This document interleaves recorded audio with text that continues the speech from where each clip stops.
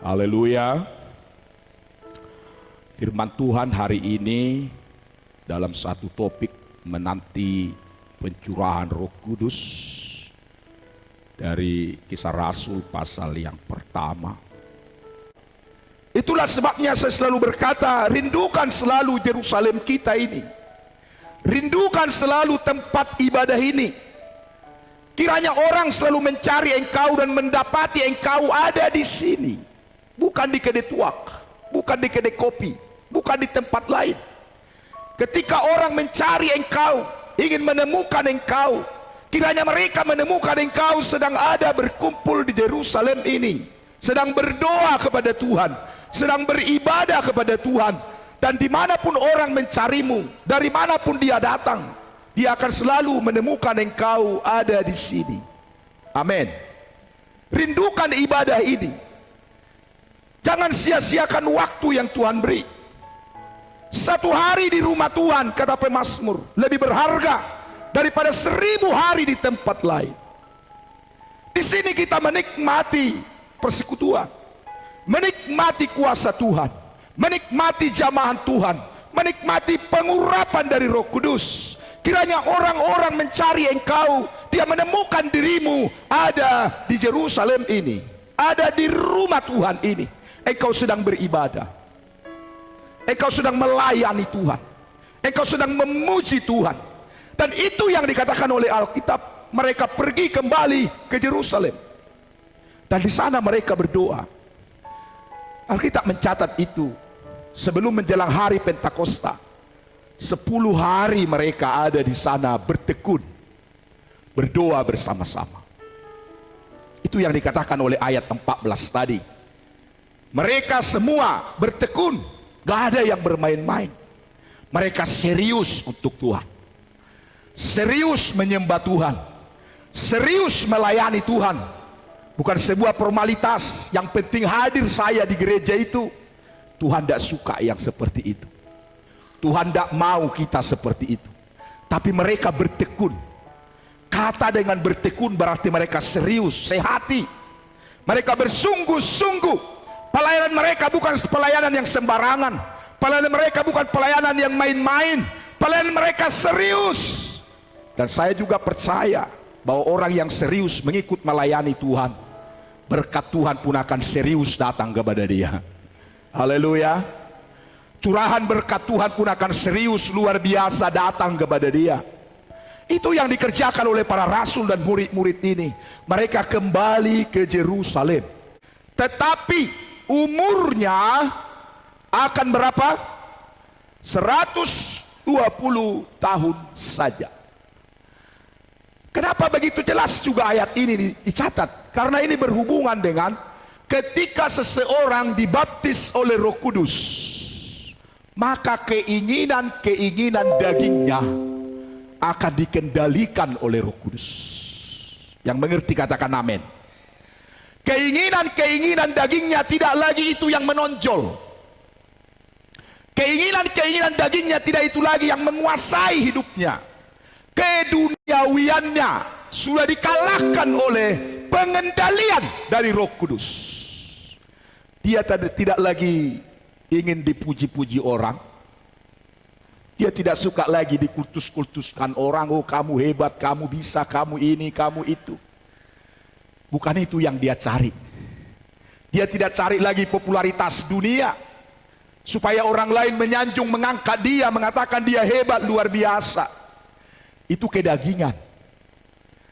Tetapi ketika Roh Kudus membaptiskan seseorang, angka 120 itulah angka daging, angka manusia.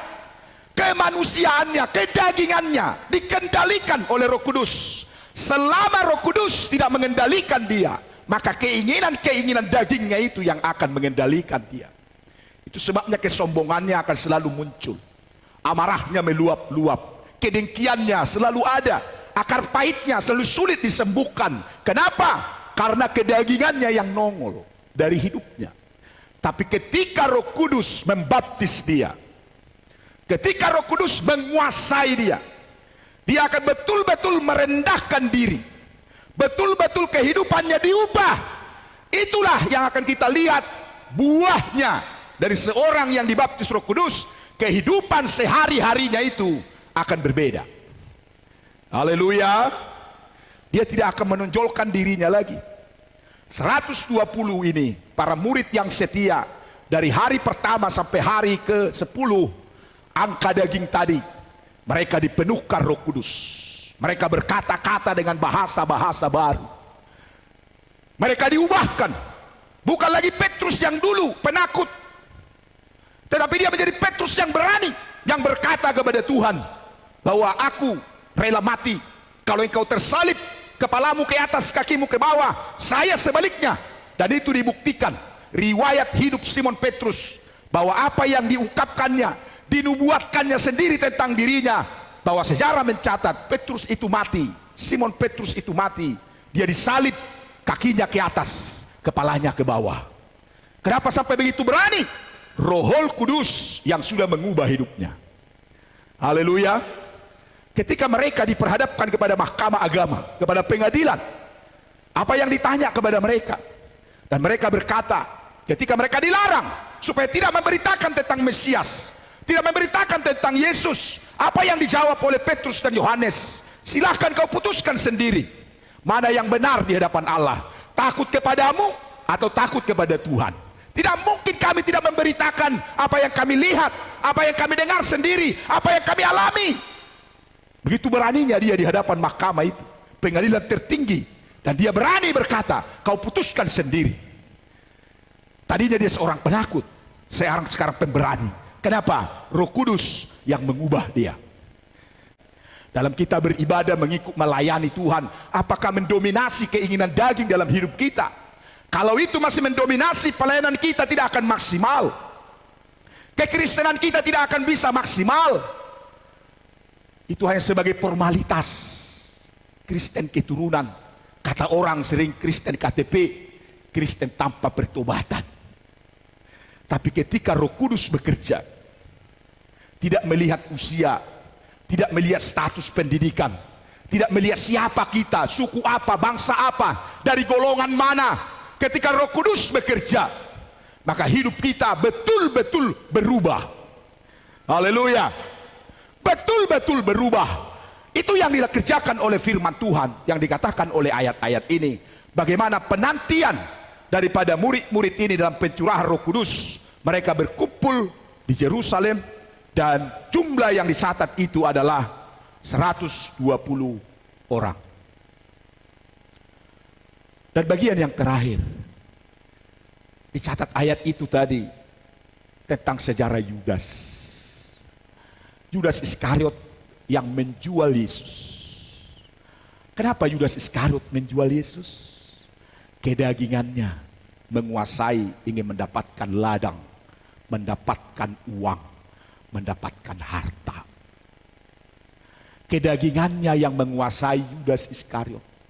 Dengan 30 keping sikal perak itu, dia membeli ladang. Dia punya uang. Kenapa sampai dia rela menjual itu? Dikuasai oleh dagingnya. Hati-hati kita dalam ikut Tuhan. Jangan sampai kita melayani Tuhan, tapi masih dikuasai kedagingan kita. Pelayanan kita pasti akan rusak, tidak akan maksimal. Kita tidak akan maksimal. Hati-hati. Ketika kita ikut melayani pekerjaan Tuhan, jangan seperti Yudas Iskariot. Ada maunya, ada udang di balik peyek. Melayani Tuhan itu harus tulus. Haleluya. Melayani Tuhan itu dengan setulus hati. Jangan seperti Yudas. Kalau ada motivasimu sesuatu seperti Yudas, tidak akan lama engkau akan bertahan. Pelayananmu tidak akan maksimal. Dari 12 murid itu, Yudas menjadi pengkhianat. Padahal begitu hebat dia dipercayakan oleh Tuhan sebagai bendahara, pemegang kas, pemegang uang mereka. Tetapi dia tidak bisa mengendalikan dirinya. Rupanya dia terperdaya dengan uang, dengan harta, menjual gurunya dengan sebuah ciuman. Apa yang dicatat oleh Alkitab mengenai Yudas? Lukas pasal 22. Lukas pasal yang ke-22 ayatnya yang ke-47 berkata begini. Lukas pasal 22 ayat 47. Waktu Yesus masih berbicara, datanglah serombongan orang, sedang muridnya yang bernama Yudas, seorang dari ke-12 murid itu, berjalan di depan mereka. Yudas mendekati Yesus untuk menciumnya. Ini namanya ciuman Yudas. Kayaknya sayang, tapi menusuk dari belakang. Hati-hati di pelayanan ini. Kayaknya sayang, perhatian, tapi ada maunya menghancurkan kita, menghancurkan pekerjaan Tuhan. Itu sebabnya perbaiki. Semua ini terjadi kalau kedagingan masih menguasai dia. Kalau roh dagingnya masih ada dalam hidupnya. 12 murid itu satu gugur. Dan akhirnya kata Alkitab, diganti dengan Matias. Jadi harus ditambahkan kepada kami seorang dari mereka yang senantiasa datang berkumpul dengan kami selama Tuhan Yesus bersama-sama dengan kami, yaitu mulai dari baptisan Yohanes sampai kepada Yesus terangkat ke sorga, meninggalkan kami untuk menjadi saksi dengan kami tentang kebangkitannya. Lalu mereka mengusulkan 2 orang, Yusuf yang disebut Barnabas dan yang juga bernama Justus dan Matias. Mereka semua berdoa dan berkata, dalam pemilihan itu mereka berdoa, semua hasil dari doa itu pasti yang terbaik. Amin. Mereka itu berdoa. Ketika diusulkan 2 orang, mereka semua berdoa dan berkata, ya Tuhan, Engkaulah yang mengenal hati semua orang. Tuhan mengenal hatimu dan hatiku. Bagaimana keseriusanmu pun mendengar firman ini? Betulkah engkau serius mendengarnya, atau sedang hatimu ada di rumahmu, ada di dapurmu, ada sedang di jualanmu? Engkau melihat ke depan, memang engkau dengar khotbah ini, tapi hatimu tak kemana-mana, melayang-layang. Dan Tuhan tahu hatimu. Tuhan tahu hatiku. Apakah betul engkau serius mendengar firman ini? Tuhan tahu hatimu. Tuhan yang mengenal hati semua orang. Itu yang dikatakan oleh firman ini.